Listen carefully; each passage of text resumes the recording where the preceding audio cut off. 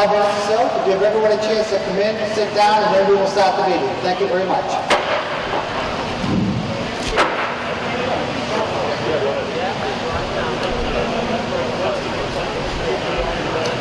The time is 7:07. I want to call to order to reconvene the annual town meeting, November 10th, 2020. Madam Town Clerk, is the warrant legal?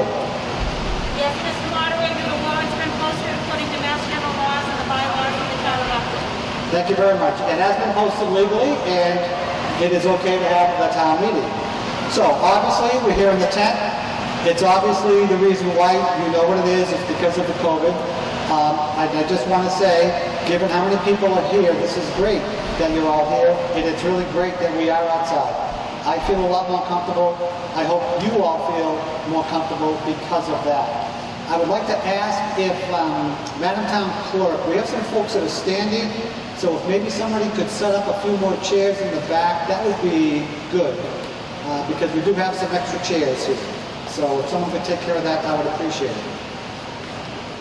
So I'd like to ask Chairman of the Board of Selectmen, Brett Simus, we could stand for the Pledge of Allegiance.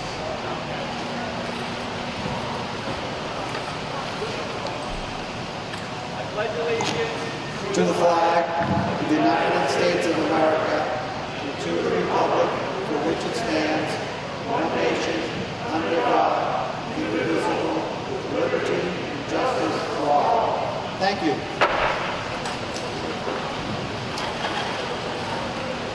As you can see, we have 4 screens up here to help getting information to you for the town meeting. Hopefully, most of you also have handouts as well, because as you see the information get up on the screen, when you're far away, it is hard to read. I'll be honest with you, but we're doing the best we can given the situation. So, I'm going to read a list of the visitors who are here, then I'll ask for a motion to accept them. Dennis Westgate, DPW Director, Brian Hazer, Copeland and Page, Mark DeFonso, Fire Chief, Kevin Perry, Hazeltine Road, Mark Sexton, Muriel Lane, Milford, Michelle Sanford from the Town Crier, Kenny Costa, Town Accountant, Noah Tagliaferri, and Caitlin Moore. Is there a motion to accept those visitors? Second? Any discussion? Seeing none, all those in favor signify by saying, oh. Hang on. All those in favor signify by holding up your green card. All those opposed, hold up your red card. Okay. So, does everyone have a... Oh, the motion passes. Thank you. Does everybody have a green card? Does everybody have a red card? Okay. If you don't, then make sure you get one over there. Like at the annual meeting, instead of doing voice votes tonight, we will use the green cards and the red cards. So this will be a substitute for the voice vote. So therefore, I'm not going to count every card. I'm just going to look and get a sense for how many green cards are up, which means yes. Put it down. How many no cards are up, which means nay. Then I'll make the call like it was a voice vote. If it's too close for me to discern one way or the other, we will then have a standing count like we've done before. Okay? So, this will replace the voice vote, but not the standing count. Okay? The other thing that is different tonight, but which we also did at the annual town meeting, I will read all the motions. Okay? Not because I'm sponsoring them or anything, but the fewer number of people we have speaking at the microphones, the better it's going to be for everybody. So, when you do want to speak, you know what the rules are. Social distance at the mic. When you're speaking into the mic, you can take your mask off if you wish to. What you'll notice if you look at the 2 mics in the middle, both of them have little circles in front of them. Okay? That's the screen that prevents the stuff from getting onto the microphone. As you can tell, the microphone system works very well. You don't need to get very, very close to that screen.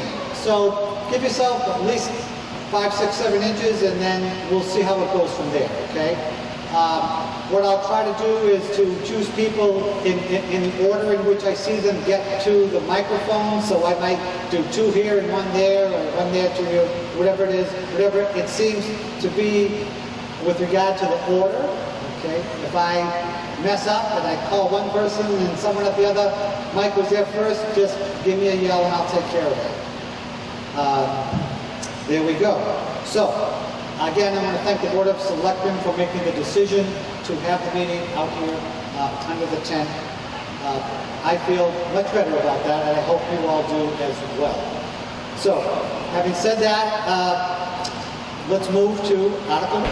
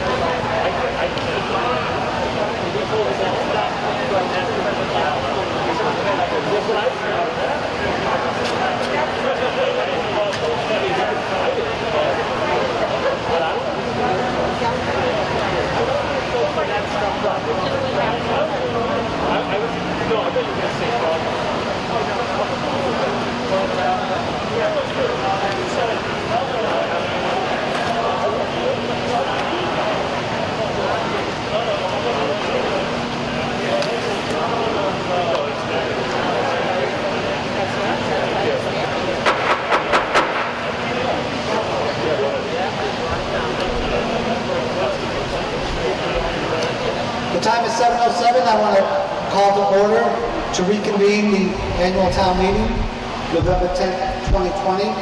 Madam Town Clerk, is the warrant legal?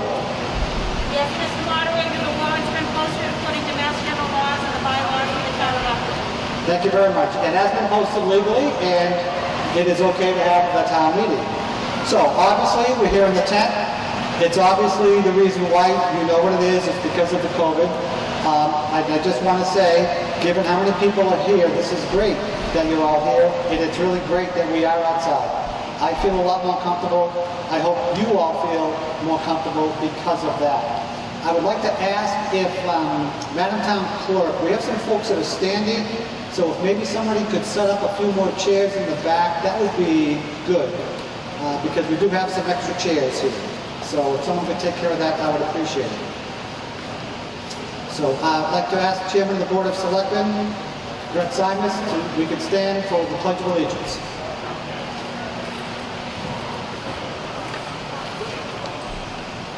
I pledge allegiance To the flag of the United States of America, and to the republic for which it stands, one nation, under God, indivisible, with liberty and justice for all. Thank you.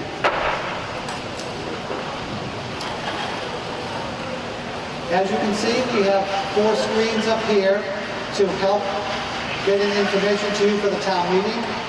Hopefully, most of you also have handouts as well, because as you see the information get up on the screen, when you're far away, it is hard to read. I'll be honest with you, but we're doing the best we can given the situation. So, I'm going to read a list of the visitors who are here, then I'll ask for a motion to accept them. Dennis Westgate, DPW Director, Brian Mazer, Copeland and Page, Mark DeFonso, Fire Chief, Kevin Perry, Hazeltine Road, Mark Sexton, Muriel Lane, Milford, Michelle Sanford from the Town Crier, Kenny Costa, Town Accountant, Noah Tagliaferri, and Caitlin Moore. Is there a motion to accept those visitors? Second? Any discussion? Seeing none, all those in favor signify by saying, oh. Hang on. All those in favor signify by holding up your green card. All those opposed, hold up your red card. Okay. So, does everyone have a, oh, the motion passes, thank you. Does everybody have a green card? Does everybody have a red card? Okay. If you don't, then make sure you get one over there. Like at the annual meeting, Instead of doing voice votes tonight, we will use the green cards and the red cards. So this will be a substitute for the voice vote. So therefore, I'm not going to count every card. I'm just going to look and get a sense for how many green cards are up, which means yes. Put them down. How many no cards are up, which means nay. Then I'll make the call like it was a voice vote. If it's too close for me to discern one way or the other, we will then have a standing count like we've done before. Okay? So, this will replace the voice vote, but not the standing count. Okay? The other thing that is different tonight, but which we also did at the annual town meeting, I will read all the motions. Okay? Not because I'm sponsoring them or anything, but the fewer number of people we have speaking at the microphones, the better it's going to be for everybody.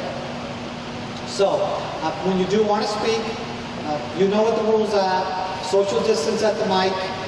When you're speaking into the mic, you can take your mask off if you wish to. What you'll notice if you look at the two mics in the middle, both of them have little circles in front of them. Okay? That's the screen that prevents the stuff from getting onto the microphone. As you can tell, the microphone system works very well. You don't need to get very, very close to that screen. So give yourself at least 5, 6, 7 inches, and then we'll see how it goes from there, okay? What I'll try to do is to choose people in the order in which I see them get to the microphone. So I might do 2 here and 1 there, or 1 there, 2 here, whatever it is, whatever it seems to be with regard to the order, okay? If I mess up and I call one person and someone at the other mic was there first, just give me a yell and I'll take care of it. There we go. So, again, I want to thank the Board of Selectmen for making the decision to have the meeting out here under the tent. I feel much better about that, and I hope you all do as well. So, having said that, let's move to Article 1.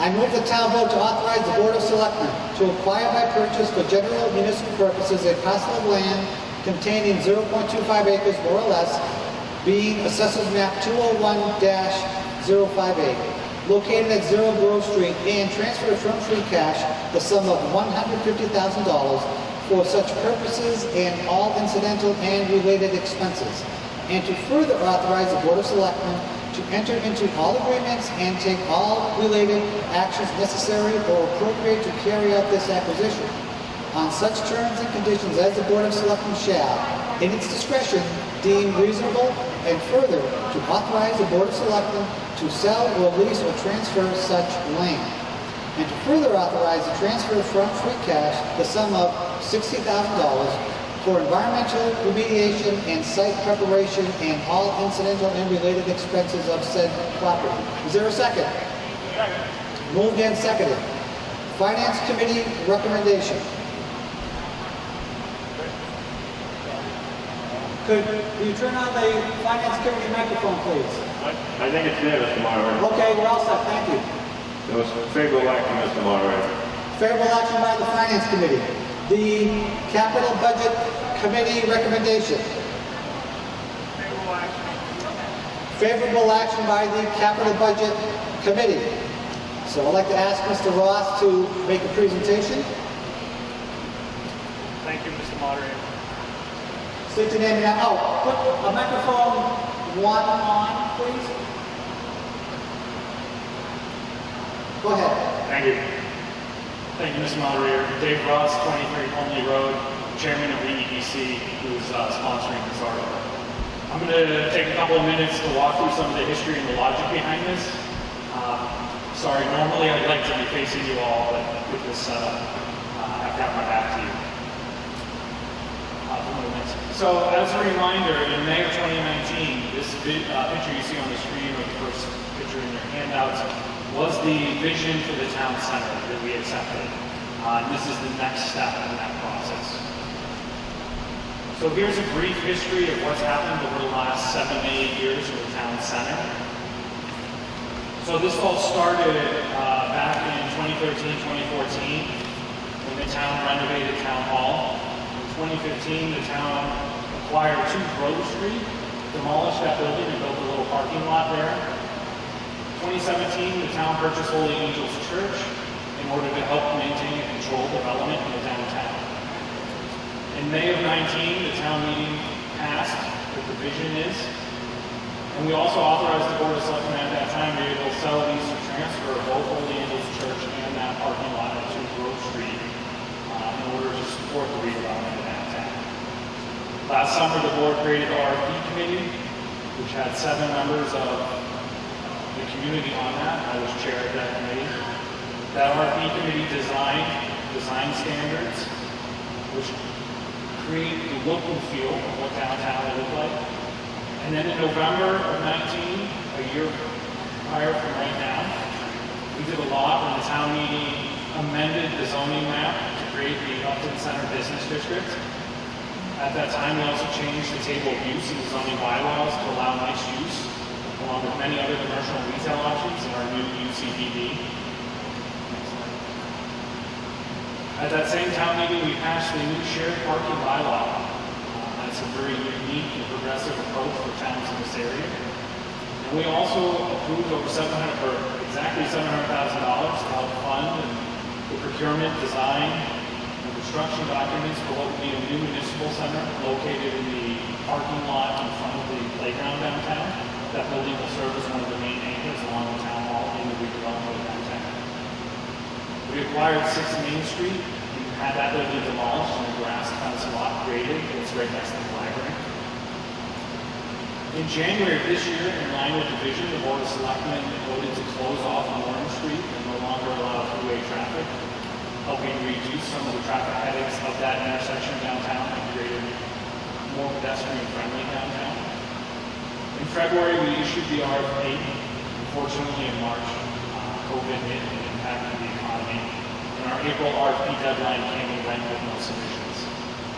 Over the summer, the Board of Selectmen realizing that between the design standards being created and the RFP pretty much done, the RFP committee was no longer needed and rolled that committee into the EDC, expanding the EDC so we could include RFP members and still have members of the EDC there. So that kind of brings us up to speed. And then in light of full transparency, we wanted to lay out what the town has spent over those past 7 years. We'll go back on this maybe.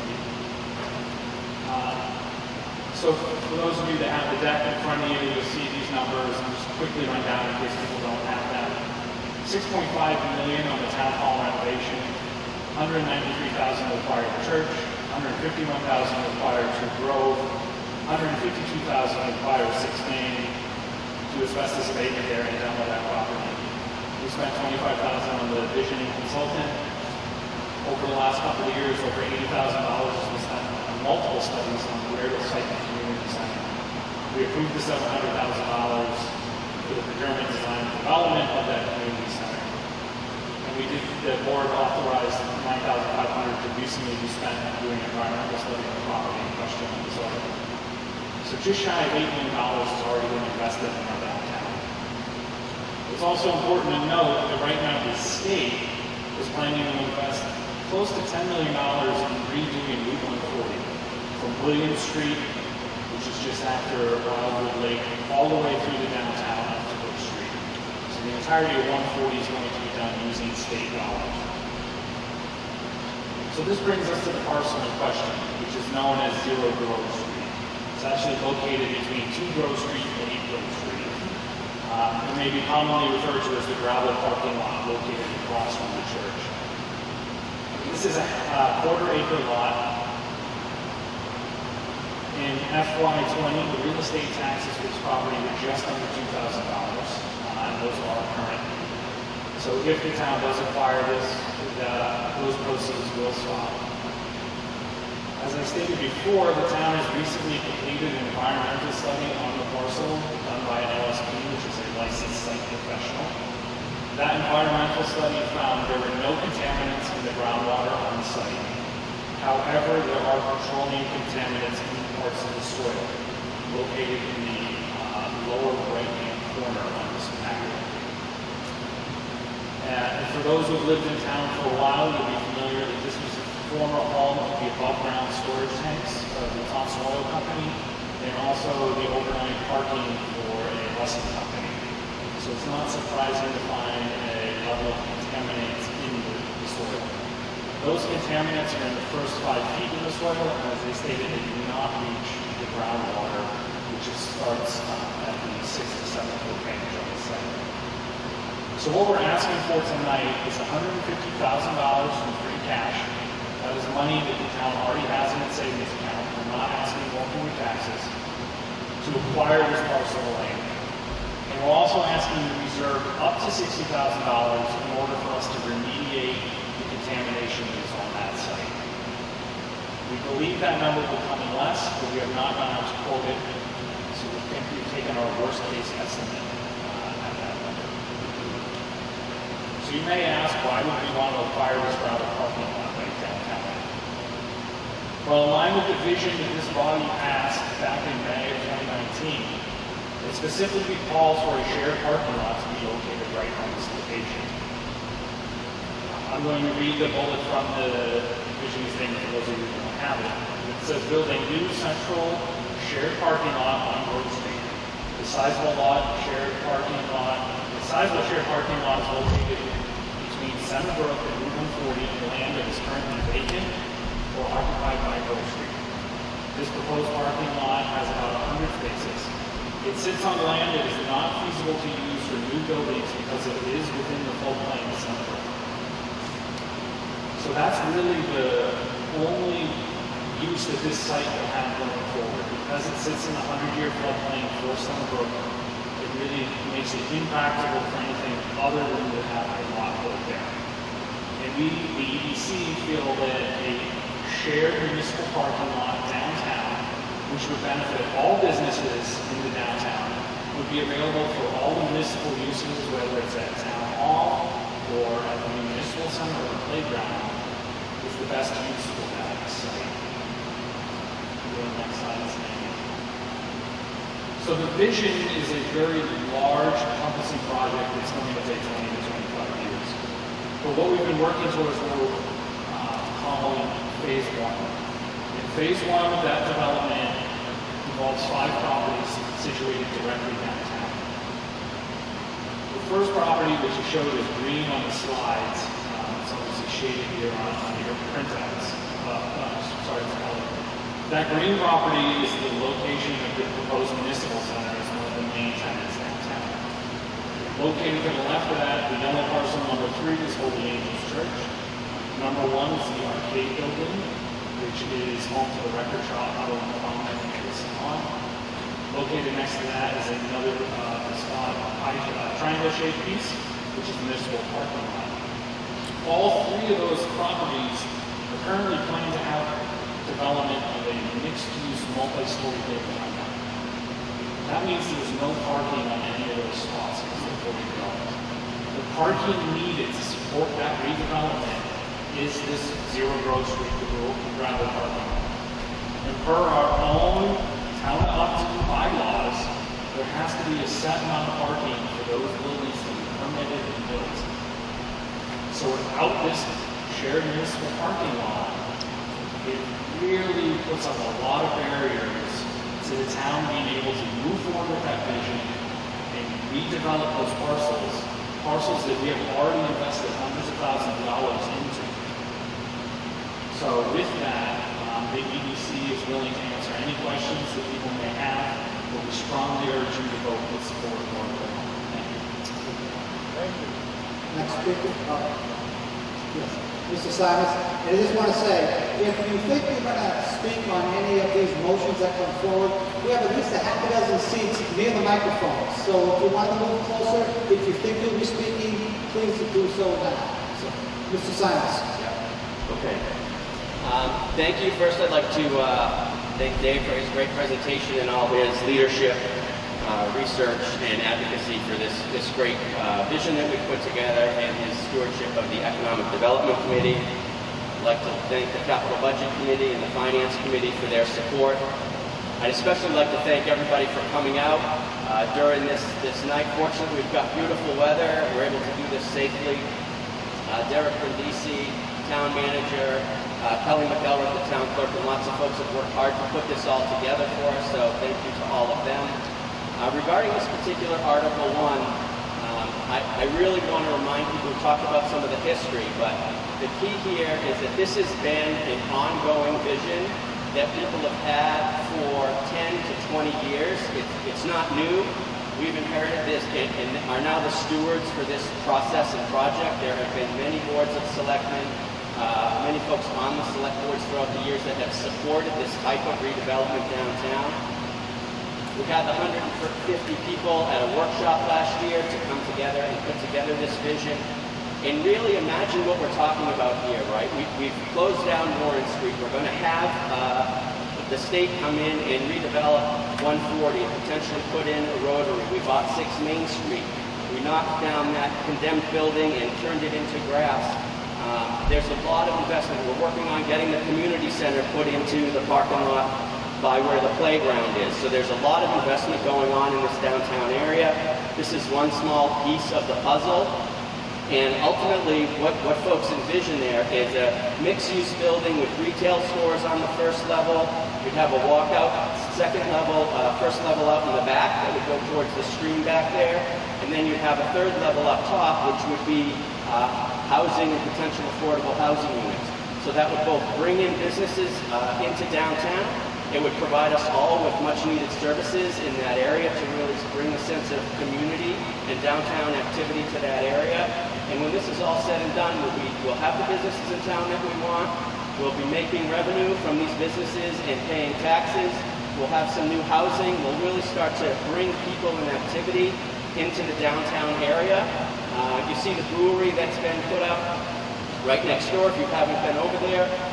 Rushford & Sons Brewery has been set up, so we're really starting to see the fruits of our labor and all of your dedication and your commitment and your support over the years to really start to see something happening. This parcel is $150,000 we're paying for it, $210,000 to make sure that we can make it what we need to develop it. And again, it's a small piece of the puzzle for that very broad vision. We very much appreciate your support. The board voted 2-1. I think that Steve is going to talk about his perspective on this, which is really important. But we really appreciate your support for this article and for the overall town vision. Hi, my name is Catherine Marshall. I'm a member of the EDC. I'm a member of the Art Committee. I'm working group. Can you hear me? That's better. All right. My name is Catherine Marshall. I was a member of the EDC, am a member of the EDC, and was a member of the Art Committee and the working group. And I just wanted to voice my support for this article. We've done a lot of work moving forward towards implementing the vision, and we want to make sure that we can continue with this momentum that we've built up and make the projects viable that we've put into the RFP. So I want to make sure that we understand how important it is to have parking for that, especially since the library project that is proposed might eat up almost all the parking in that area, and our downtown is already really short of parking. In order to have viable businesses and apartments, we really need to have the parking available to make developers interested in it. So in order to redevelop our downtown and have a vibrant downtown that we've all been working towards for several years now, I think it would be really important to have this parking lot, which seems like a small piece, but it's really an important piece, especially with other parking options being redeveloped in the short term. So, thank you very much.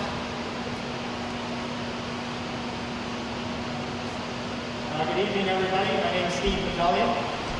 Once again, I would also like to thank everybody for attending and mention that absolutely a lot of hard work has gone into this, the visioning process, the prior investments into downtown. However, I will speak as a contrarian. I cannot endorse the article. The original vision, there's some things in there. Yes, we got 150 people come together. That group did shrink down to under 100, and that's a sample of what we see happening on this property. The problem is it attainable? Is the ultimate question. And it seems like no matter where you build and no matter what you move, you're losing somewhere else. And in this particular instance, one of the early slides shows moving Grove Street. Moving Grove Street, you do gain a little bit of area where the Rustine building is now, but it's enormously expensive to do. It's $4.5 million. So I think something like that doesn't work. We've gone to bid on this project. We packaged up these 4 parcels. We went out to an RFP. Nobody was interested in doing the project. So what actually changes? We spend $210,000, nothing changes. The overwhelming input is the parcel's too small. So we're buying a quarter of an acre of $210,000. The size of the parcel doesn't change. So that's the fly in the ointment, unfortunately. If we were adding to the total size of the project, it would be a different entity. I was in full support of 6 Main Street, the old dilapidated building that was behind our current library. Thought that was a great use. Buy it. We certainly improved the look of that building and the look of our downtown. But I just don't see value in expending that $210,000. I understand we have monies in free cash, we have monies in stabilization, I understand that. But why would I spend taxpayers' money any different than I would spend my own? I don't understand that particular dynamic. But again, that's up to you folks to decide what you think. Thank you.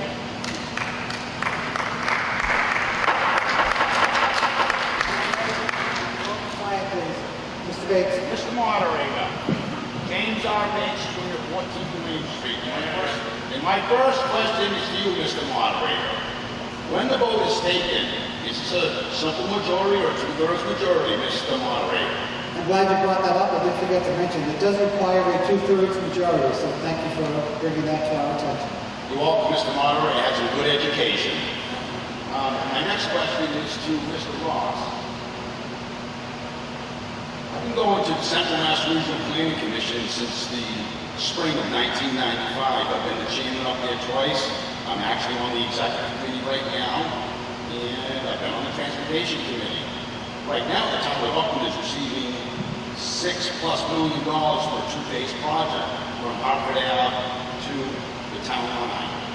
This is the first time I've heard of $10.2 million being done on 40. And I've been playing the game up there a long time, so I would like a little bit more clarification on how this all came about. Mr. Ross, if you want to just... Mr. Brindisi? Yeah, I'm happy to answer that question. So for those of you that don't know, I'm Derek Brindisi, town manager. So to your question, Mr. Bates, what is happening right now, and they've already passed 25% design stage, is Mass DOT has already surveyed the roadway from Brook Street to William Street. They presented their initial engineering plans to town officials, I would say approximately 2 months ago. They received feedback from town officials. They're going to go ahead and then hold a public hearing. They're suspecting, hopefully if COVID subsides, sometime in late winter to early spring to present their proposal to the residents of this community. It's approximately a $10 million roadway design that would include enhancing our sidewalks, installing bicycle lanes, and they have a couple of different options to correct the intersection down at the town hall. Their priority right now is to potentially install a very small roundabout to slow traffic down in our town center. So that is on the state TIP project, and it wouldn't be on the local TIP project, which you would typically see. Thank you very much. I'm very much aware of the TIP program because I was very instrumental in getting the money for Hartford Ave. And I could be incorrect, but I have not heard about $10 million. Anything else? You spent $8 million. You better open the pocketbooks, people, because you're going to spend 15 or 18 more.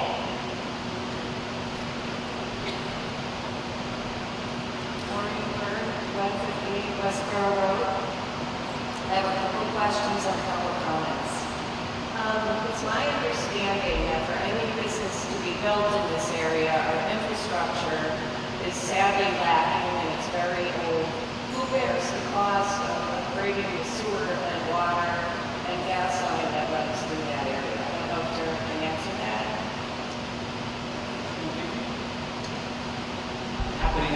question.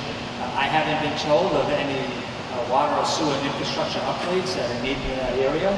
Our DPW director is here, and he can certainly answer that question if you've heard of problems that would happen with the infrastructure.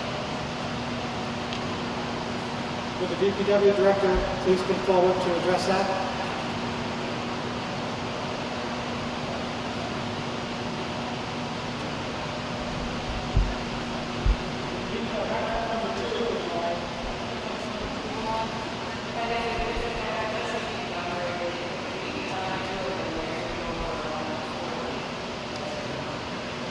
Thank you, Mr. Walker. For clarity purposes, can I have a repeat of the question, please? I have an understanding that the infrastructure that supplies such a building is old and maybe not the best of shape, such as the sewer, drainage, gas, and water lines.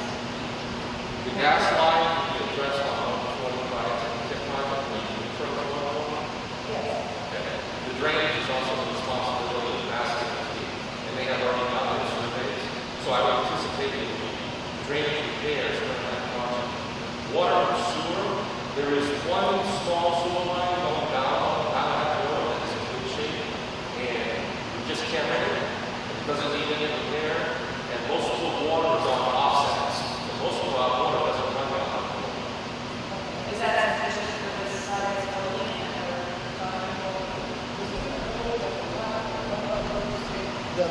The piece of land. So I want to make sure we don't get too far off from the original piece of land that we're looking at buying. So, The other question I had was, this parking lot and the cost of this parking lot, does this include the construction of the parking lot and maybe being a little bit more costly because it isn't floodplain? So does this cost include building this parking lot? so the cost of purchasing the land doesn't include making it into a parking lot, I guess, right? And remediation. Right, so the article that's before everybody today is to acquire the property at $150,000, an additional $60,000 for potential remediation.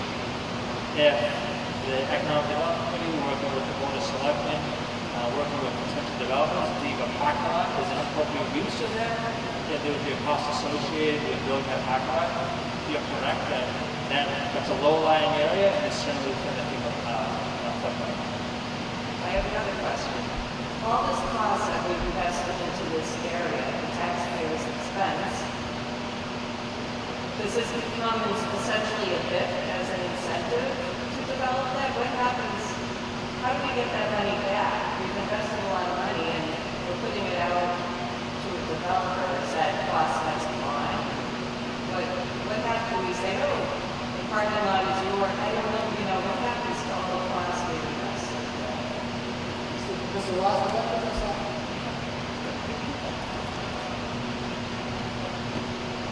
So although I showed the number of $8 million that we've invested to date, number 6.5 of that was renovating town hall. So if you take that out, we're closer to 1.5 million. And then of that 1.5 million, 700,000 goes towards the community center. So we're under $1 million now, if you also include the 210 that we're talking about in there. It will be up to the Board of Selectmen. We're giving them the authority in this article, as we did back in May 2019, with both the church and the parking lot, to sell, lease, or transfer this land. So when we did the RFP, the original thinking there was that the respondent would come to the RFP committee and say, this is my proposal. This is what I'm going to build. And in order for me to do this, you need to give me the land. Or, in order to do this, I will give you $300,000 for the land. Since we did not have anybody respond to the RFP, it's hard to say what the market would dictate towards that. Our early, really back in the envelope on a use mapping calculation, if we get the buildings that Selectman Simon talked about, where it's a 3-story building, it's mixed use, both commercial and residential in there. We think that building could generate anywhere from 50 to 75,000 a year in tax revenues. So you'd look at it and say, okay, if it's on the higher end, $75,000, in 12 to 13 years, we're recouping our $1 million investment. Plus, we're getting all of these additional services and benefits, we're providing affordable housing, all of that stuff too, which doesn't have a direct economic tie to the town's budget, but it does add benefit to all of us that live here in town. And it gives us a town center that hopefully instead of going 55 miles to the center of town center, we're slowing down, we're visiting the shops, you're congregating friends, family, doing all that type of stuff. One last comment. I'm going to agree with Mr. Metalian that we're just keeping investing money when no one's really interested in doing this development. We don't know the cost of building this parking lot. So essentially we're building a parking lot when we have no developer.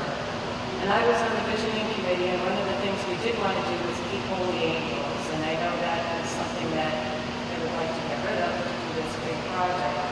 And I think we should adhere to what the townspeople have continually asked for in the surveys, and that is to retain the town center character, to have small businesses, and maybe this is not the way to go, and maybe we're going to have to come at this from a different direction, and maybe revitalize Holy Angels first.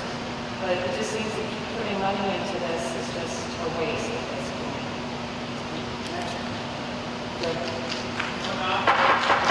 Not quiet, please, ladies and gentlemen. Thank you, Mr. Moderator. And folks of Upton, I'm the resident. I live at 15 Farm Street. My name is Clifford Kistner. In the past, planning board member from the town of Hopkinton. I stand here not knowing all the fundamentals and aspects of what you all have put together over these 20 or so years. You talk about growth, and you talk about change, and we talk about economics. When we look at the town of Hopkinton, where I'm from, and my family was there from 1851 on, when there were row houses at Claflinville, a subset of Hopkinton, which is like Woodville. So when we look at this, and we look at Hopkinton, Hopkinton has been a marker or a measuring stick for the surrounding communities. If we all take a look at that aspect through the school systems and what have you. And same with Blackstone and Nipmuc, great school systems, and Upton is up and coming. Now, within the scope of my understanding, what is paramount to the most fundamental aspects of community and township is this. If the first thing that you do not have is parking, you have nothing else. And if you can all take a look at Hopkinton, and they're still fighting for that, even though we've done the master plan, we have legacy farms north and south with the influx of revenue, but we can't create that amount of revenue to buy space that is not there for parking. So when we start to look at growth and competing with the changes of economics and the changing of the world, we have to say, what is our investment? And our investment is that we can't see tomorrow. We see right now. And if we don't seize the opportunities that sit before us for a short amount of money now, later you will pay for it. We will all pay for it later at a bigger cost. And you will be fighting for that for another 20 years on top of the 20 years that you've already been sitting waiting to do something about change. I'm not saying this with belligerence or without consideration for the townspeople's funds and how the money is managed. But I'm saying to you, look beyond what that cost is and look down the road. I live on the corner of West Main Street and Lumber Street Extension. I own the peninsula that is associated to mobile gas station. I own that whole peninsula. We had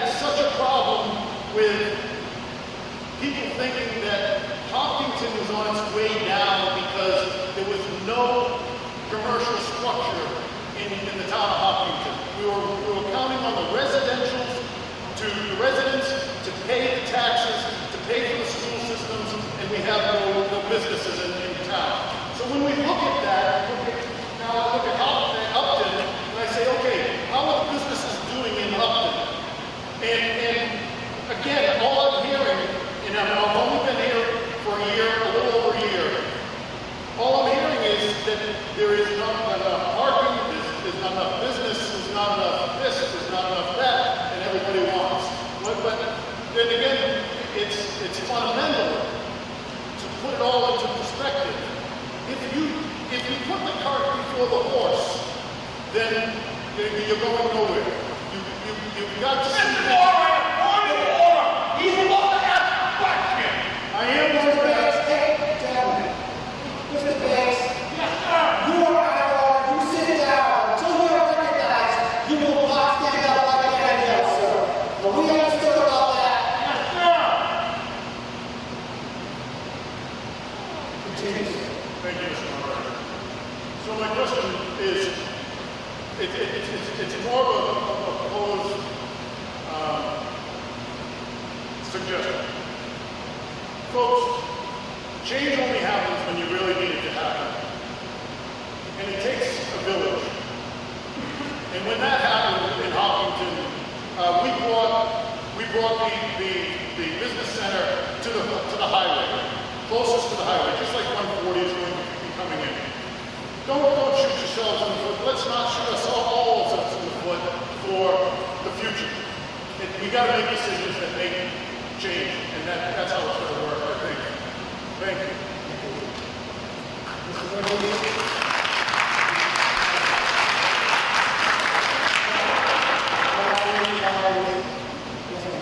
Hi, my name is Laura Hebb. I live at 38 Grove Street.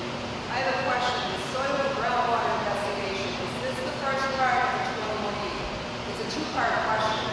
My other understanding is there's $60,000 in the purchase price for remediation. Am I correct that if we start to remediate and the costs go from 60 to 100 to 200, we're responsible because we're the ones remediating?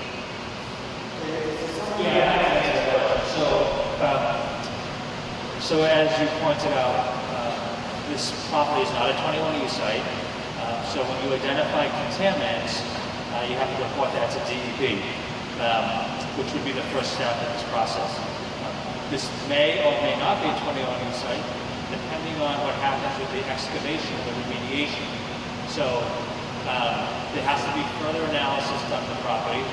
The LSP has already told me, and it's in the report, we have an LSP's report right here, that given the very small quantity of soil that they have found, that has been contaminated with small amounts of petroleum, we're looking at probably excavating approximately 50 yards of soil and then replacing that with clean fill.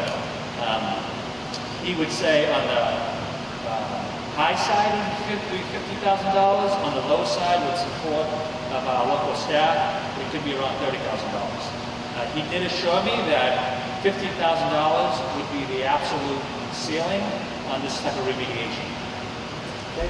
My second question is, I believe this property is bordered on two sides by Senator. That's our aquifer. As many people know, our aquifer is entirely underground. I never realized when you talked about redoing the downtown, this was to be paid with 100 parking spots. Where does the runoff go? Is it going directly into our aquifer or into our drinking water?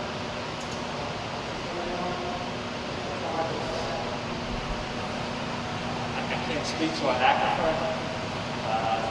That's why it's in the 100-year flood plan for our aquifer. So the question is, if you're going to build a parking lot that's paved, where does the runoff go? That's your real question. Exactly, yes, because right now it's gravel. The ground absorbs it. Once it's paved, that water, that snow has to go somewhere. Where is it going? It's water on two sides. Review process with the planning board, so Amity Conservation, so it would be those two boards to ensure that the runoff is an appropriate location. Okay, thank you. Next.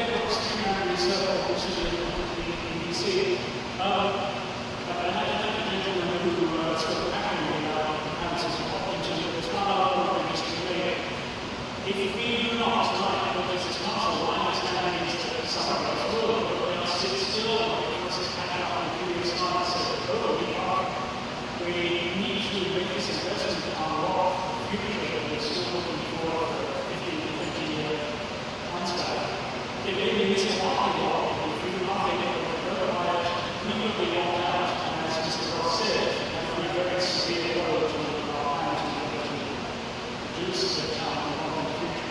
So we need to know that.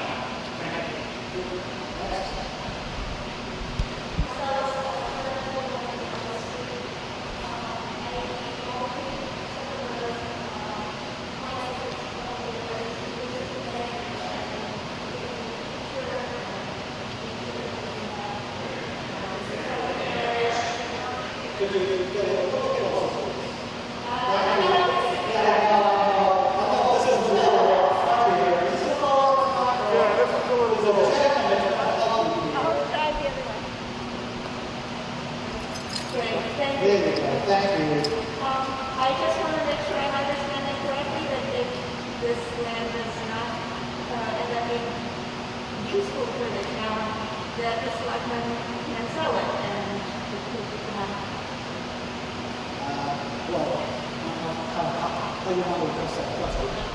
Again, I just heard the question. So the question is, if through a procurement process, we don't find a developer who's interested, does the town have the ability to sell this? Yes. The Board of Selectmen have the ability to sell this to any future investor. I can tell you all honestly, I talked to developers who, even though with COVID, they are still interested in working with the town and making that vision become a reality. I think we should continue looking forward and purchase this property so that we don't get locked out, and we should maintain control over it, just like we did with Holy Angels. We want to take control over this land so that we can direct our vision. Thank you. Next. Russell Moria from Main Street.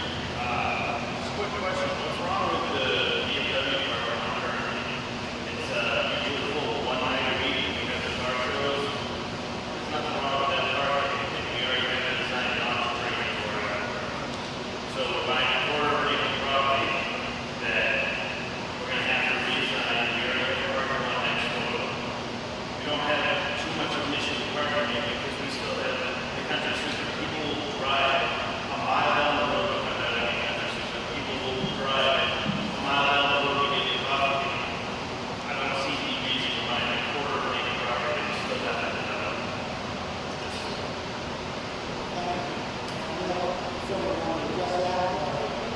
Steve?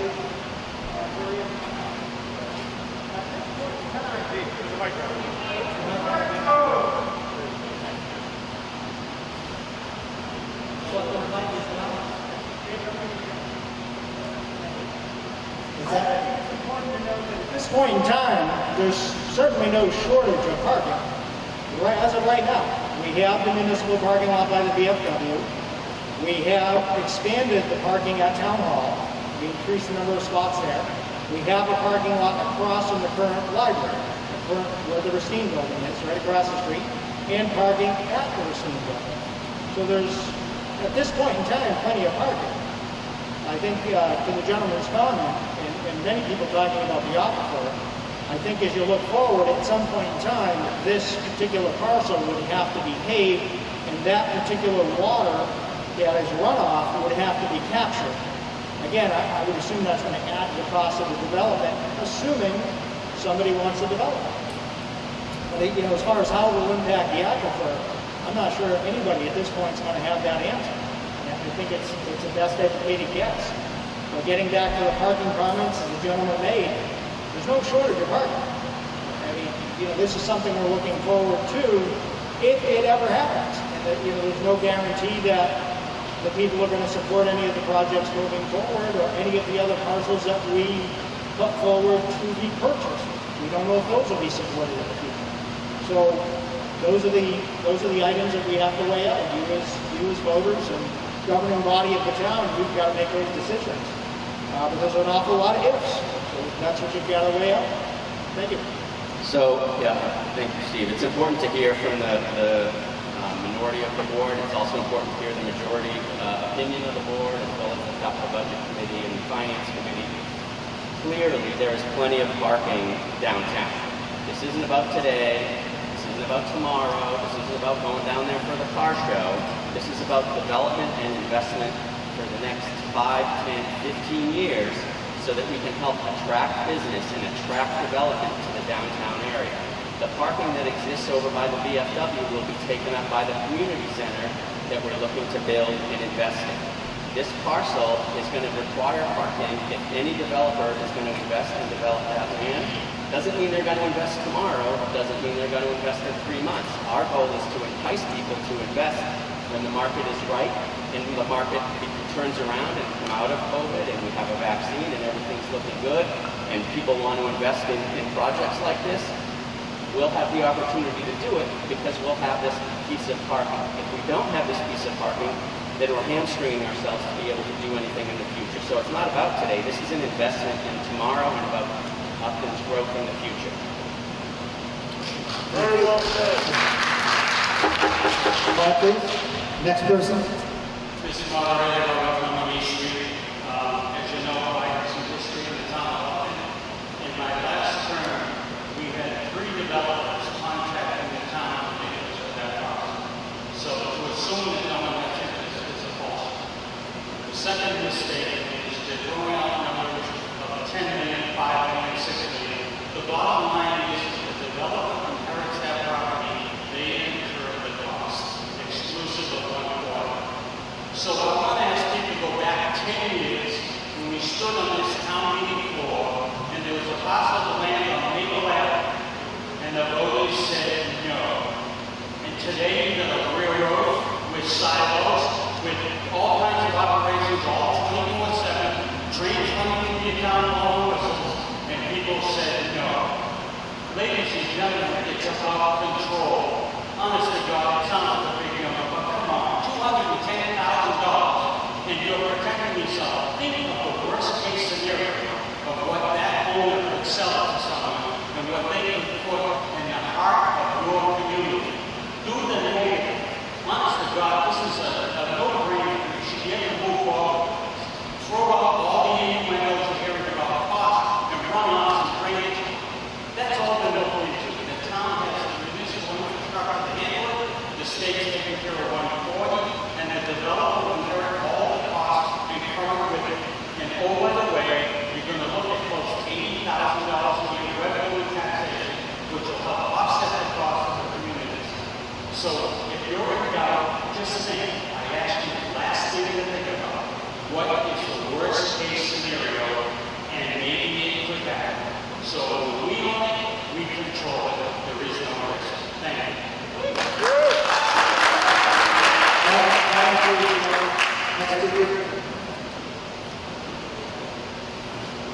Vin Harrison, 26 Lawn Road. My question has to do with the price of the land. I haven't heard anybody speak about this. How did you come up with 150? What I'm hearing is that this is essentially a worthless quarter-acre lot, non-buildable, hazardous materials, in a flood zone. How do we come up with 150 for a worthless lot?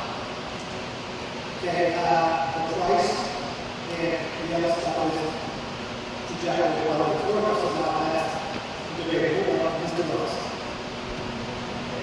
Yeah, so the 150 number is being put forward by the EDC. That's what we agreed to with the current owner of the parcel. The town had a P&S signed purchase and sale agreement for $150,000. It was in effect from early February through the end of September. That was part of the RFP process. The plan was to lock in that parcel at 150, and we would have then transferred that P&S to any lien respondent on the RFP. As we covered that, and that did not transpire. The owner of the parcel is still willing to honor that price. If you look at the other parcels that we've talked about today, whether with those Old Angels, the Municipal Parking Lot, 6 Main Street, if you take those along with this parcel, push those out to what the cost per acre was, and I did the math on this when we were going through the process. They range from $588,000 to $748,000. It's the cost per acre to acquire land in the downtown center of Upton. And this parcel at a quarter acre, multiply that by 4,600,000, so it's actually the lower end of that range of what the piece costs downtown. And remember, everything we've talked about in the potential future of what this this parcel will unlock. There's a lot of parking downtown right now. All of it is scheduled to be developed. The new community center has had to approach the VFW to do a shared parking agreement so that they can meet the parking requirements by our own town bylaws. We've handcuffed ourselves already on one of these parcels. And a number of the other pieces down there are scheduled for development. And when you add a bunch of residents and a bunch of businesses with customers downtown, and you take away all this parking, they need somewhere to park. And because of that, we are willing to pay what some people may view as a premium for this piece of land. There is no new land being created downtown. This is potentially our last opportunity to acquire parking downtown. And as was stated earlier, if we miss this opportunity and the owner decides to sell it to somebody else, it's not there in 3 years. We can't go get it in 3 years. And who knows what's there? There have been buses parked there. There's landscaping trailers parked there. There's been oil tanks parked there. Downtown, when we redevelop it, I don't know if we want to have a bunch of tanks or trucks or a busing depot in the middle of the heart of downtown. So to gain that control, as Mr. Fleming said, to be able to support all these businesses, to drive everything that we've been pushing for in this vision, we think 150 is a fair and reasonable price. Is there anything else, Mr. Harrison? Yeah, my second question, I almost agree with that. It's still the price we're paying. The town has had overpaying for properties for all the years. Can the article be amended to require the overworkers license for those who are? Well, technically speaking, an amendment is made, the problem with the amendment is that it changes what it seems like the agreement is with the current owner. Would that be a fair statement to make? Okay. The question is, can we make an amendment to have a lower amount? Mr. Moderator, I can't say at this time, but the current owner may not accept a lower price. So that's a fair statement. So in essence, that could potentially kill this. Right. Okay. I don't know if there's any other comment from the board up here. Yeah. I'll leave it at that, but I'm sorry, I'll just leave it at that, but Sure. So you answered the question about the price. It just seems like it's overpaid for essentially work. It's not that. That's the question. Think about that. How much you're paying for when you vote yes or no. Vision aside, if you agree or disagree with vision, let's just spend wisely and not overpay for something that is nobody else is paying.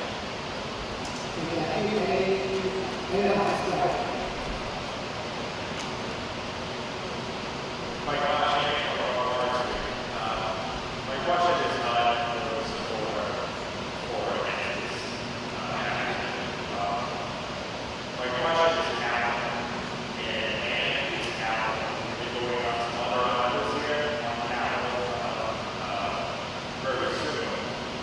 At the annual town meeting, you put off capital requests to be addressed at this meeting again.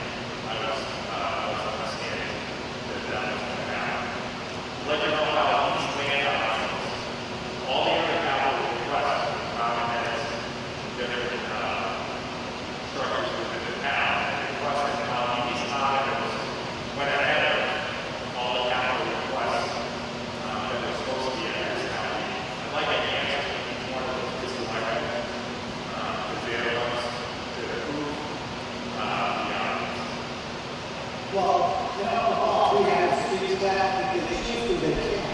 The chairman will speak for the board, and if the other two wish to speak, it's up to them. Mr. Simons. Sure, thank you. It's a great question and a fair question.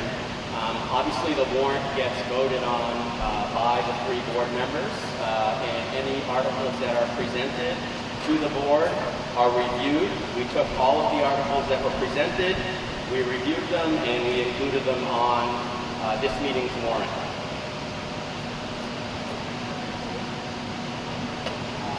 Okay. Next.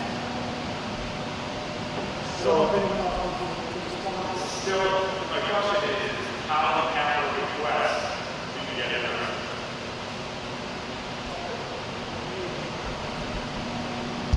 So the short answer is there were no capital requests other than the ones that are before you this evening. Quite frankly, as we talked about whether or not to even have town meeting this evening because of the environment we're all living in, we instructed our boards and committees and our departments to not submit anything unless it was an absolute need. So some of the articles tonight is to manage the day-to-day town business. Those are two of the articles. And two of these articles, the one that's speaking of today, really became time sensitive. It was submitted by the EDC because it was a time sensitive matter, and that's why it was before you this evening. But there were no other capital article requests submitted before the Board of Selectmen for this warrant.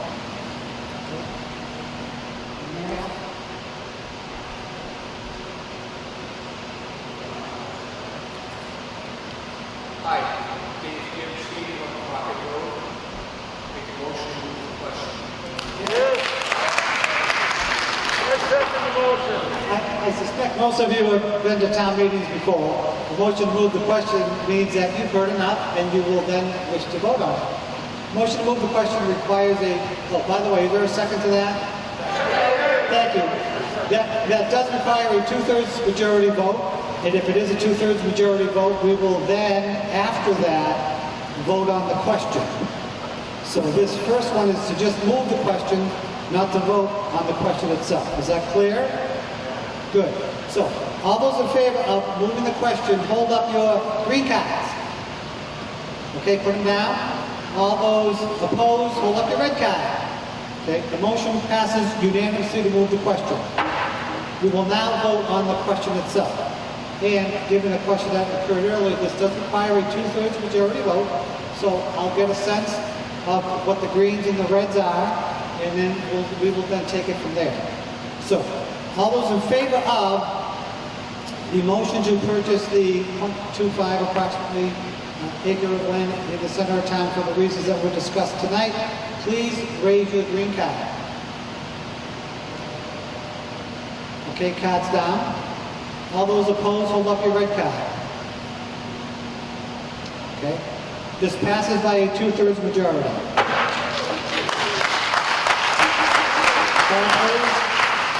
Article 2. A.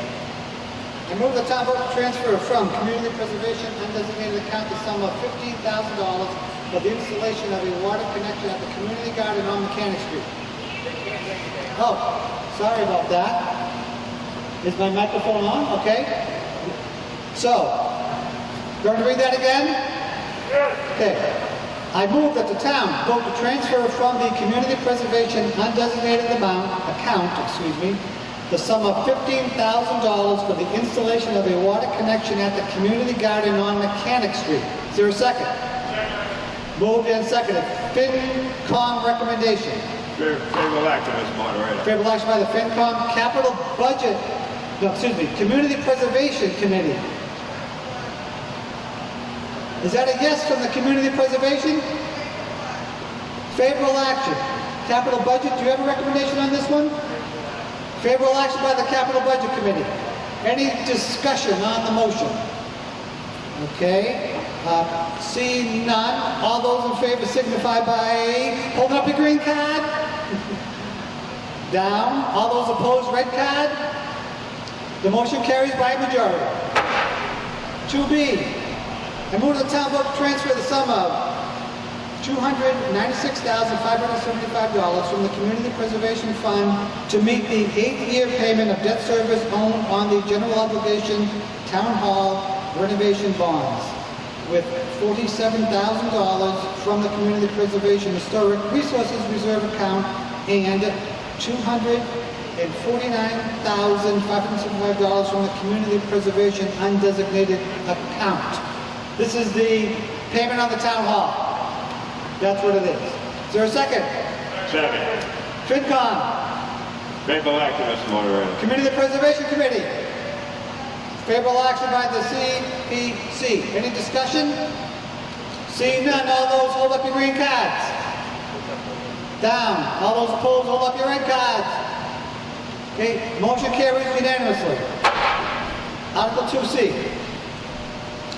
I move that the town vote to authorize the Board of Selectmen to acquire by gift, purchase, eminent domain, or otherwise for conservation and passive recreation purposes, the fee interest in land totaling 42.8 acres, more or less, located off East Street and described on Assessor's Map 17, parcels 26, 29, and 31, to be held in the care and custody of the Upton Conservation Commission in accordance with General Laws, Chapter 40, subsection 8C, for the preservation of such land or interest therein.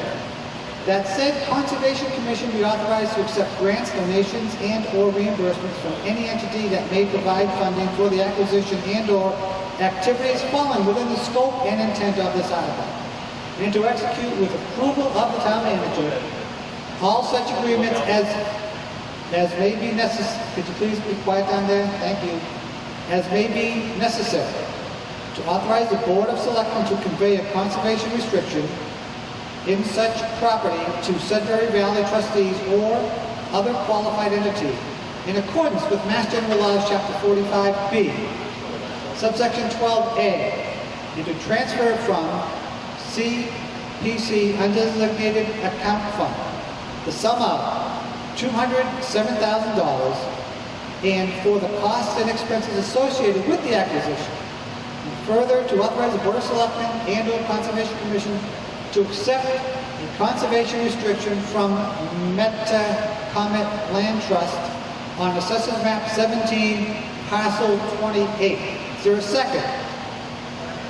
Second the motion. Finance Committee recommendation. The Finance Committee's recommendation is unfavorable. Unfavorable recommendation from the Finance Committee. Capital Budget Committee, do you have a recommendation on this? Is that favorable or unfavorable? Favorable by the capital budget. Community Preservation. Favorable by the Community Preservation Fund. Any discussion on the motion? Mr. Taylor. Well, Mr. Holman, since he's a sponsor, he always has the first bite at the apple. But you will then have the next bite. How's that? Mr. Holman, you know how that works. He's a sponsor. If he was reading the motion, he would just continue to speak. Right? I have to check the bylaws to make sure that's correct. That's all. Well, Go ahead. before you speak, Mr. Taylor, you and I both know what the bylaws say. You also know what the tradition is in this community. The sponsor of a motion always gets to speak first on it. Okay? You know that, I know that, and everyone who comes to town meeting knows that, and we won't have a lot of other discussion on it, sir. Thank you for the lecture. I appreciate it. You're welcome. Mr. Taylor. Good evening, Bill Taylor, 211 North Street, and I'm also the chair of the Open Space Committee. The purpose of this request is to acquire 3 parcels of land that are located within the Peppercorn Conservation Area. The land is actually used today by visitors to the Peppercorn Conservation Area. There's about a mile of trails on the properties, and one of the properties features the outlook from the top of Peppercorn Hill toward Mount Wachusett. This land is currently privately owned, and so the purpose of this project is to provide permanent public access for passive recreation and permanent protection of the land, basically to prevent an owner from preventing people from using it. The idea is that there's 4 lots shown on the display. Upton will acquire 3 of the lots, and the Metacomet Land Trust will acquire the other lot. And we worked that out with Metacomet. They got a grant to do that, to help reduce the cost protecting this land permanently to the town. Initially, when we submitted this, we submitted a request for $320,000. Metacom was awarded the grant last Thursday, so we will reduce that to 207. Metacom will acquire a parcel for 113. So the town will acquire 3 parcels for 207,000. The purchase price is based on an appraised value of $260,000 for all 4 parcels. Now that basically is an overview of the project. I'd be happy to answer any questions. Okay, thank you. Mr. Holman. Alfred Coleman, 48 Gannett Street. Earlier this evening, you passed $50,000 to put the water on a piece of land that we own. I think that's the first time in several years that we've been having anyone improve the land that we own. We are the town of Elton is the largest landowner in the town of Elton. 1/3 of the time is state forest. Quite honestly, I'd rather see the money we're spending now on improving and putting things on the property we already own. Trust me when I say if they go on tax bills, someone pays the tax, even if it's $100 a year, it's going to drop off to the homeowners. So why do we I don't support why you're so much. Petitioner, 15 Farm Street, Upper Mass. Just a question regarding the Peppercorn. I know that the trails through Hopkinton run up into Peppercorn Hill. I believe that if you're trying to purchase this land for obscurity, so that nobody can use the land, I find that kind of difficult to swallow, to hold on to, without the projection of possible trails and you know, what is it, trails and multiple uses of that. Right now it's being stated as it's not going to be used for anything, it's only going to be housed as protected land. I'd like to see it as a product of purchase to be used for our future, not just protecting it. Okay, thank you. Mr. Taylor, would you like to respond to that? Today, with the Peppercorn Hill Conservation Area, there are probably roughly 5 miles of trails which are used actively. There is about 1 mile of that 5 miles of trails that is on these properties that we want to acquire. And those properties are currently privately owned. So the intent of this is to purchase them so that people can continue to use them for eternity, if you will, for the way they're being used today. If we don't acquire this land, it could be acquired by a private party who would restrict access. They would host it, and we would lose that access to those existing trails. Mr. Moderator, I must have missed. Oh, sir, I can't. You want to speak? Thank you, Mr. Taylor. Anything else, Mr. Taylor? No. Okay, anybody else? I would just like to put, what I thought what he said was that they were going to protect it, and that was why I came up with the mic. So I just want, he made very good paragraph. Thank you. Good. Good to hear. Yes, ma'am. You want to? Yeah, sure. It's a little bit lower. Thank you very much. Myself, staff at 211 North Street. I chair the Land Stewardship Committee, which is likely going to be managing these parcels as the town acquires them. We manage all the conservation land in this town and some land that isn't conservation land. And we have done an amazing amount of improvement on this land at little or no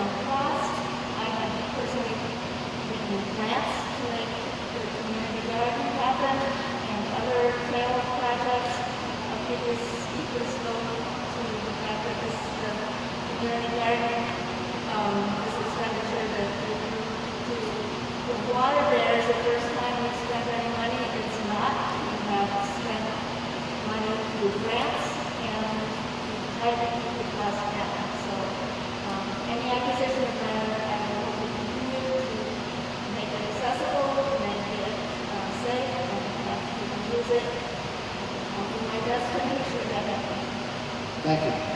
Sir? Oh, I'm sorry. You know what? Mr. Simons has asked me if you could make a comment. So after he speaks, then we can go to you. Okay, thank you. Mr. Simons, go ahead. Thank you, Mr. Moderator. I just wanted to point out and make it clear for folks, great presentations. There's a few people that do a tremendous amount of work around maintaining all of the open space in Upton, the Land Stewardship Committee, the community preservation folks. There's a lot of hard work that goes into managing and maintaining all of this and allocating these funds appropriately on behalf of the town. I just wanted to make sure people understood that the picture on the screen that you're looking at, all of that green land is the existing land that's preserved as part of Peppercorn Hill. And in the heart of it, in the dead center of it, are the parcels that we're talking about purchasing. So this is literally buying and preserving that core structure of Peppercorn Hill to protect it so that it can be used for passive recreation for eternity. And so I just wanted people to know that that's what that picture depicts, so that it's clear for folks. Thank you. Thank you. Sir? Dave Gibbs, 80 Crocker Road. Like the other gentleman who spoke previously,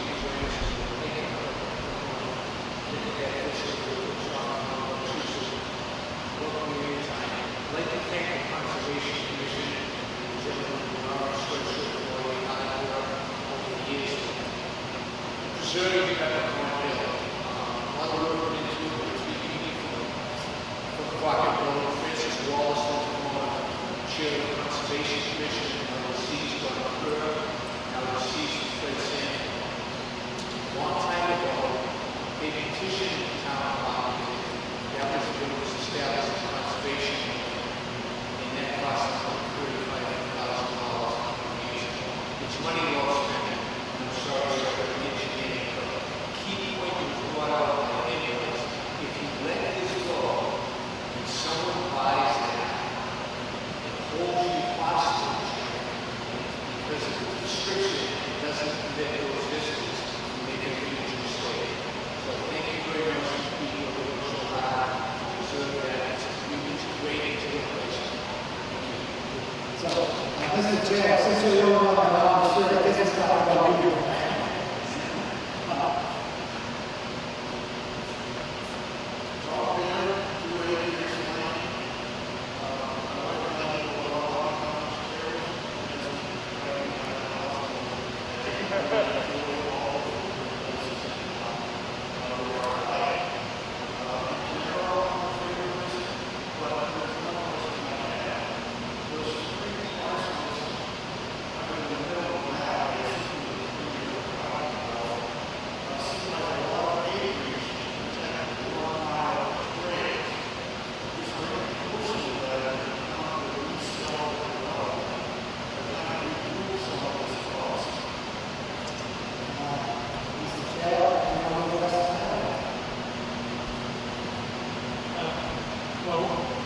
The short answer is no. We're acquiring property for conservation purposes, and under the Community Preservation Act, it has to be used for those purposes. There are certainly other activities that go on. Hunting is allowed, for example, so it's just not the trails. For most people, that would be the attraction. But wandering through the woods, hunting, all those kinds of activities are available on that land as well. So I would say there's more to it than just the trails. Make sure that you're wearing that shirt. Right, that's right. Mr. Bates. Mr. Moderator, I'd like to thank Mr. Taylor for answering the first question that I didn't have to ask. So the town moves forward with the acquisition. Metropolitan Land Trust and Sudbury Valley Trustees. That's what's in the motion. I believe that has the motion. Is that right? The Sudbury Valley trustees will hold conservation restriction on the parcels that the town buys. Metacomet Land Trust would own the parcel that they're going to purchase with the grant that they've gotten. And there would be a conservation restriction on that land as well, which would be held by Sudbury Valley trustees and the town of Upton. Okay. It's good that you Mr. Bates. Mr. definitively positive that Southern Valley trustees will allow the discharging fine on that property during hunting season? Yeah, as far as the Sudbury Valley trustees are concerned, they will be enforcing the terms of the conservation restrictions. They will just ensure that the land is used as we've promised to use it. The conservation restriction itself will define what uses are permitted, and I can absolutely guarantee you that hunting will be one of them. Okay? You all set, Mr. Bates? Mr. Taylor. Okay. Mr. Chairman, you want to make a comment or sorry?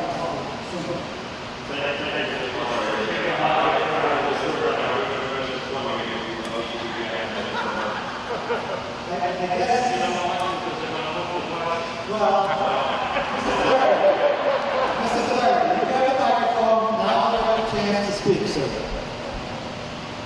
It appears that the Finance Committee is basically the only naysayer in this process.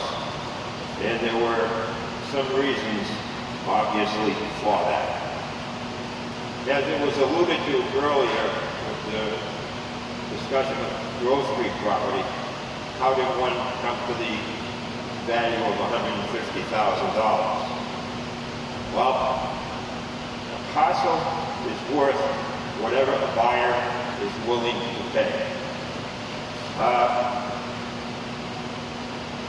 The proponents here have brought forth an appraisal which says that the property is worth, the four parcels, $260,000.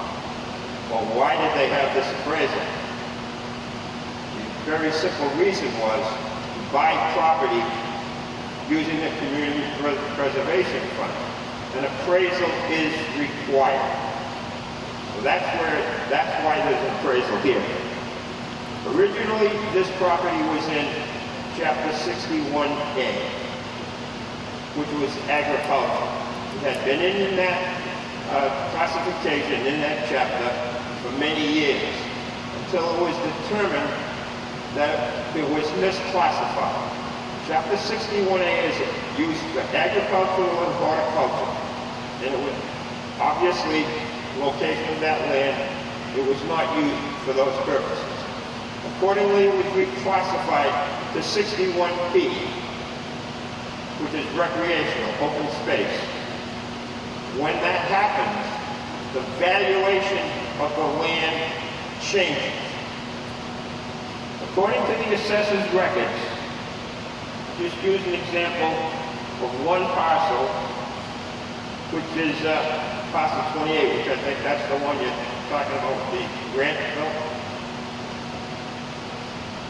For the prior years, from 2016 to 2019, that property was valued at approximately $4,700. When it was reclassified, its assessed value went to $44,772. What year was that? Fiscal 20.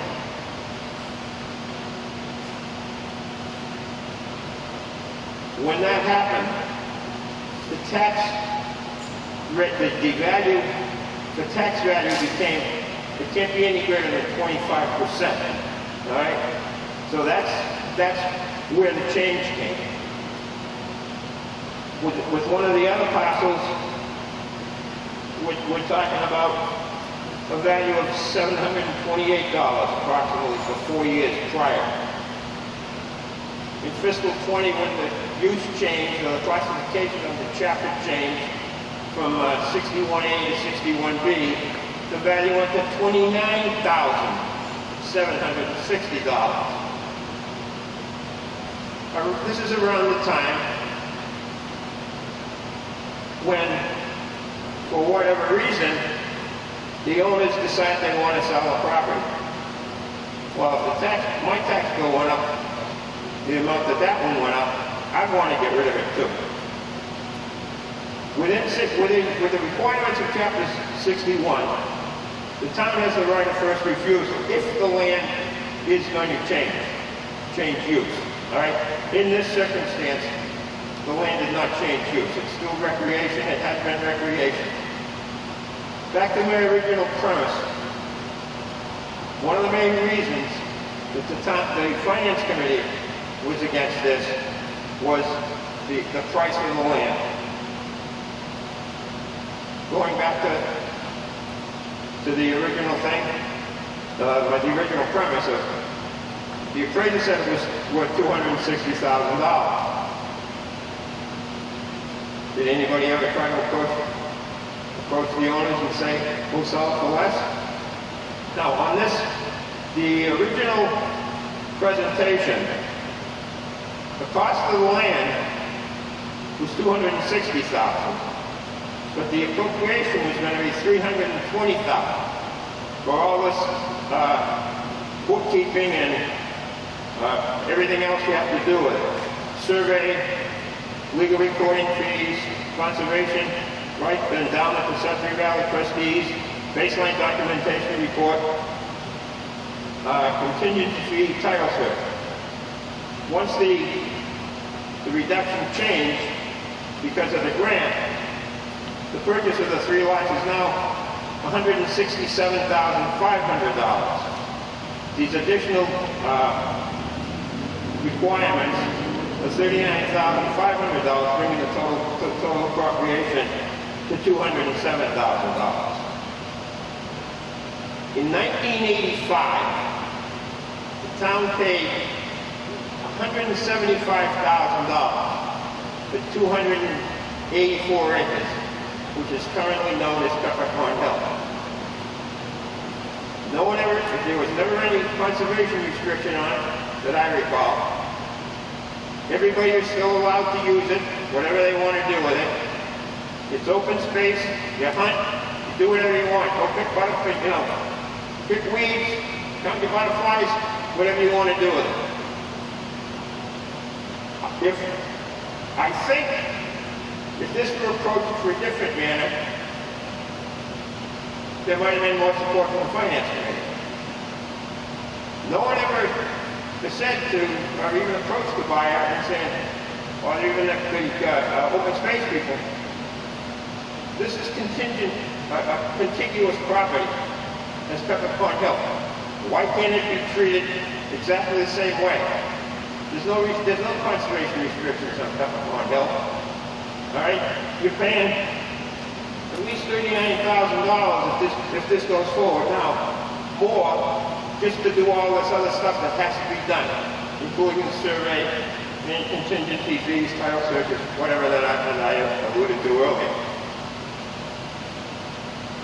The parcel again is worth whatever a buyer is willing to pay. I think there would be more support if this was presented in a different way. Why can't the town just go out and buy it free cash? Give me a number, $100,000, $125,000. It's a lot cheaper than $207,000. And the same thing is going to happen. The land is there, nothing's going to happen to it. And let's be realistic, people. If you know where this land is, and you look at where it is on these the presentations that are here, nobody is going to buy it. There is a small little access to get to it from East Street, right along by the power line. All right, I'm almost done. And other than that, the only way you get to that land is to cut to get out Crockett Road, back to Peppercorn, or I export it and go back up and park at the lot by Rockwood Mountain. Again, if this could be presented differently, change the funding, the method of funding, and the amount, the Finance Committee might look at it differently. I had somebody call me the other day about it, and they said, well, why did the Finance Committee vote no? It's not taxpayers' money. I beg your pardon?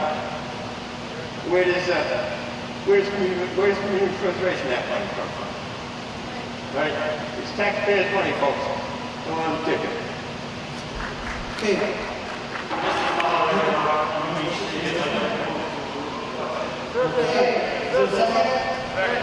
Moved and seconded to move the question. We all know what that means now. So all those in favor of moving the question, hold up your green cards. Put down. All those opposed, hold up your red cards. Motion carries unanimously. So now we will vote on the motion. And this does require a simple majority. And again, the motion is to purchase the property that we've been talking about, 4 pieces of land, $207,000 with all the stuff that's been talked about. Mr. Moderator? Well, there's 3 and then there's 1 more. Right, thank you. It's 3 plus there's another one from a different thing. Thank you very much. Mr. Moderator? Yes? Could I ask, why did Article 1 require a 2/3 vote and this only requires a simple majority? Well, since town council is here, and he did explain it to me, I'll have him explain it to us. Why is this a simple majority and not 2/3? Can everybody hear me? Yes. Very well. Because you're purchasing it for conservation and passive restriction purposes, it just requires a majority vote, not 2/3. Okay. And that's pursuant to Chapter 40, Section 8. That's the answer. Mr. Flaherty? Yes, I was curious, Mr. Moderator. We're buying land for both articles, and it's the use that is the governing factor. Thank you. Different rules for different things. So, okay. Thank you very much. Okay. We've already gone through the vote. Okay, so all those in favor of purchasing the land, hold up your green card. Okay, put it down. Not purchasing, hold up your red card. Okay, it does pass by a majority. Okay, Article 3. I move that the town vote to transfer from free cash the sum of $20,000 to fund and implement the cost items of the first fiscal year of the collective bargaining agreement between the town of Upton and Upton Permanent Firefighters Association Local 5116, International Association of Firefighters Contract. Is there a second? Move second. FinCom recommendation. Favorable action, Mr. Moderator. Favorable action by the FinCom. Any discussion on the motion? Seeing none, all those in favor signify by saying aye. Hold up the green card. Thank you. Cards down. All those opposed, hold up the red card. Motion carries unanimously. So, Mr. Robertson, great. Before you make your motion, I want everyone to please listen, okay? I want once again, yes, Mr. Brindisi? I can't hear you. Okay, yeah, why don't you make a statement, then I'll make a statement, and then Mr. Robertson. So thank you, everyone, for coming out this evening. And I know we spent a lot of money. So I want to report some good news, and I hope you all read in the town crier. Finance committee actually asked that we put this article in town crier. The finance director and our treasurer collector have worked together the past couple months, and I'm happy to report that they refinanced the town hall debt and saving you all $540,000 over a 14-year period. So.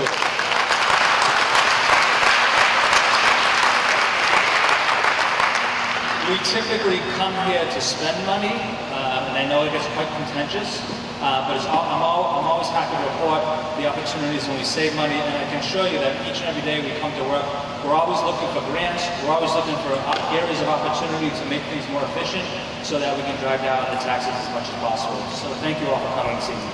Thank you. And before I say something, thank you very much, the town clerk has asked that you drop off the green cards and the red cards as you're heading out the door.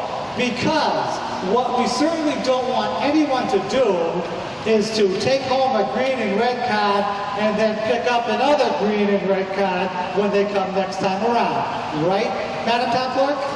Thank you very much. So, all kidding aside, I have one quick thing to say. I know I've shared with some of you how much I love doing this job as your town moderator. And I'll just say this, with everything else that's going on with regard to the other stuff that's happening in the nation, I love the fact that at least once, if not 2 or 3 times a year, a whole bunch of citizens in the town of Upton get together, talk about what's important, vote up or down on what's important to them. That is what democracy is all about. So thank you very much for doing that. Mr. Robertson, you're on.